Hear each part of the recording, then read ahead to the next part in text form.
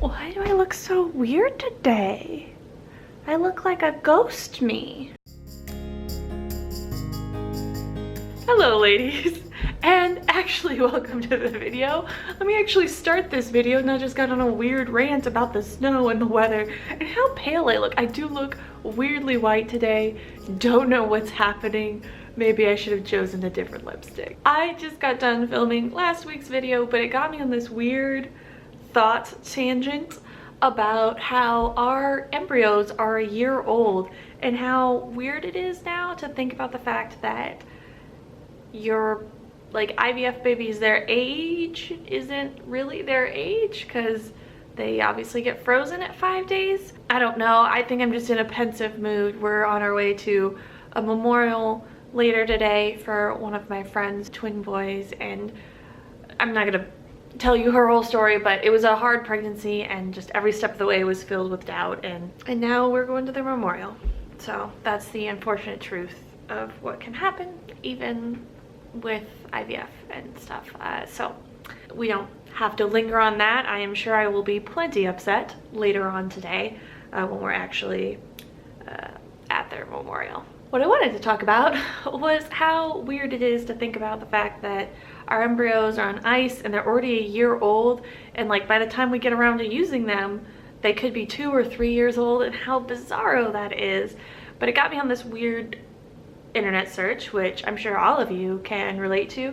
I was like, well, I wonder what the oldest embryos are and like what happens. And so I'm gonna brain dump what I found out because it's actually really interesting. Up until a few years ago, the oldest embryo transfer resulting in a live birth was an embryo that was 20 years old, and it was transferred to this couple that were on the older end of things. They were already in their 40s, so it didn't make quite as big of a splash, even though that's totally crazy that a 20-year-old embryo finally got a chance to be born. That's insane. But in 2017, a 25-year-old woman gave birth to a 24-year-old embryo. She was quoting as saying like they could have been best friends if that embryo was actually born when it was created, and that was incredibly insane. So she gave birth to a child that was almost as old as she was, which was incredibly it just messes with your mind a little bit. But then I was already on the internet doing searches, so it didn't stop with that. It wasn't like, oh, I found the oldest embryo, let me stop, be productive with my life, go fold the laundry. No, I went on a big long search. So here's some other interesting things I found out. One, the world is freaked out by how many embryos are frozen, and nobody will tell me how many of those embryos are actually up for adoption. Embryo adoption. Side tangent. Should we side tangent into that? Everyone is really freaked out about all these excess embryos and all the frozen embryos, and they're like, there's 1 million embryos frozen. I couldn't find actual numbers that said 1 million. That was just like trash news sites being like, there's 1 million frozen embryos. The best I could find was that there was 600,000 frozen a few years ago, so maybe they're like just charting up. But most of those are owned by someone, right? Like by a couple or someone, and most of them have a game plan either to be used or disposed of or donated to science or donated somewhere else. In fact, hold on, let me find the paperwork. There. I had to go get the fertility treatment binder. Yes, it's a binder. Do you see it? Look at all that paperwork. But in this binder is all the documentation that we had to fill out and agree to before we could like go through IVF, because a lot of the worries right now around all these embryos are like, what's gonna happen? People are letting them just languish there, and they need to understand that like most of them are going to be used, and most of them have a game plan, because eventually everybody figured out that you should have paperwork like this that goes over what happens if someone in the couple dies, what happens if you both die, what happens if I die, what happens if we don't pay our fees, what happens if we hit the age limit. So that's a new thing that's been put into these paperwork, is if I turn 50, something has to happen with our embryos if it hasn't already hit some of these other conditionals or we haven't dealt with it. So there's all this paperwork now to like stem this embryo crisis, as all these trash news sites want to call it. It's not a crisis. We just got to figure out what to do. Like, climate change is a crisis. Like I said, none of them will admit to how many of those are actually like needed. So we're gonna go with 600,000 embryos on ice. So last year, 2% of the babies born were because of IVF. So that's a good chunk of embryos that are turning over and actually being used each year. And we're putting a cap on it. So the point is, eventually it's gonna be okay. It's gonna be okay. We're consuming them at a decent enough clip. We're putting measures in place to make sure we don't end up with these 25-year-old embryos that are just sitting there without anything happening to them.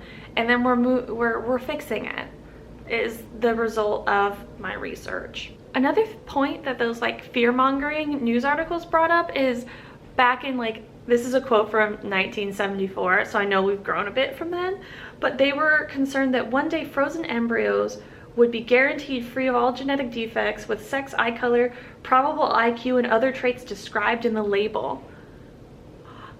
That's such nonsense. Maybe they don't understand like genetics enough, but while you can know the gender of the embryo, you cannot estimate their eye color, probable IQ, or other traits.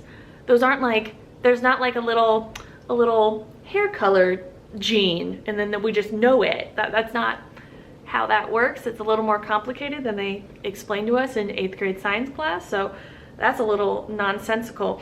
But that got me thinking of what are some like legitimate weird moments, because I'm just tripping over the fact that the embryos are a year old already. But one of the things I thought of and have been brought up is that in theory with these leftover embryos, a woman could carry her siblings. Like if she was, made via IVF, conceived via IVF, and then there was leftover embryos, she could get old enough in time to use them and like give birth to her genetic siblings, which would be weird. It could happen. I don't think it has been done yet. If you find an article that says it has been done, let me know, link it down below, because I'd be curious, but I don't think it has.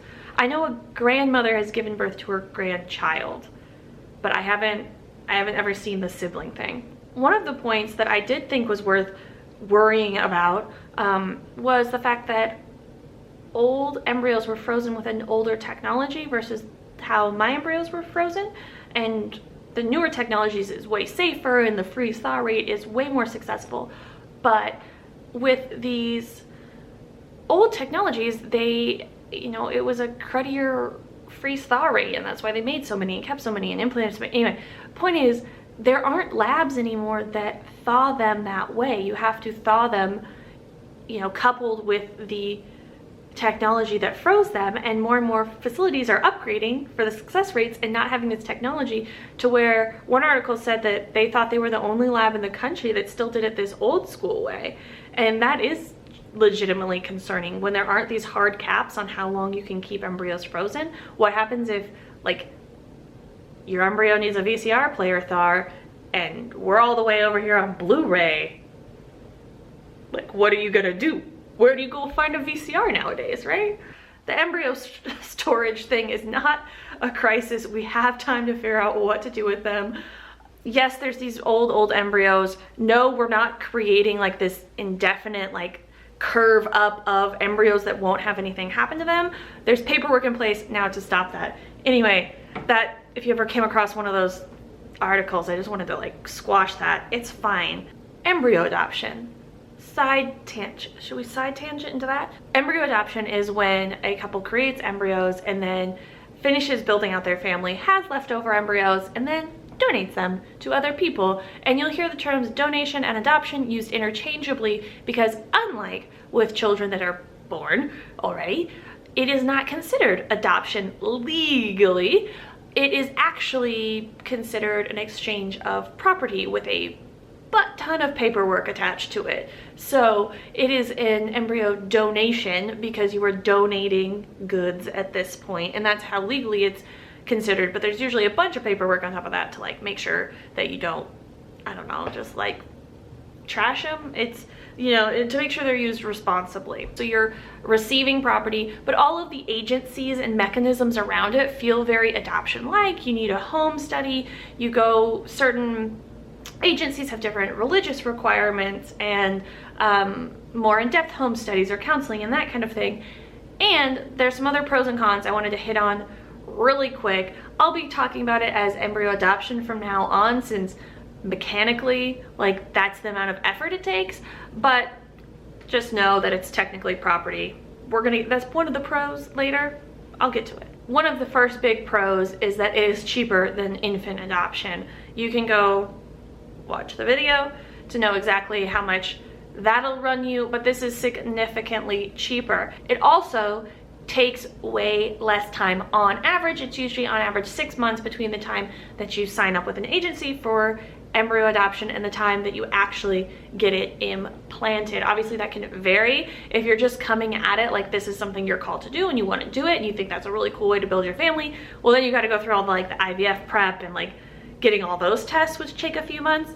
But if you're like most people, where you're in the thick of infertility and this is your next step forward to building a family, then you're ready to go, right? It's just another IVF cycle. You got to get those embryos transferred to your clinic, or you need to make a game plan to go there to have them transferred, and then you're good to go. The next thing that maybe I should make this my next little tangent is they actually have higher success rates than just normal IVF cycles. I think this is because you have essentially weeded out the couples that would have made low quality embryos to begin with. These embryos tend to be leftovers, so that means the couple got take-home babies, live babies from their batch of embryos already. So you're weeding out the couples that would have made faulty embryos to begin with. I should state that it's a 43% success rate with donated embryos and 35% success rate with just the national average of IVF embryo transfers. The next part of it is that it is your baby from the very beginning. So unlike traditional adoption, where there might be a change in adoption plan and you might not have a lot of control over the pregnancy and the childbirth and the hospital experience, with embryo adoption you definitely can. You have full control of the pregnancy and before it to monitor your nutrition and diet and exercise and a prenatal care, and you get to control of that, and you get to control the birth experience. And obviously there's no uncertainty there, and you can go into that experience without any worries or stress. Not that that's a super stressful situation, not that I would know that. Birth story, here you go.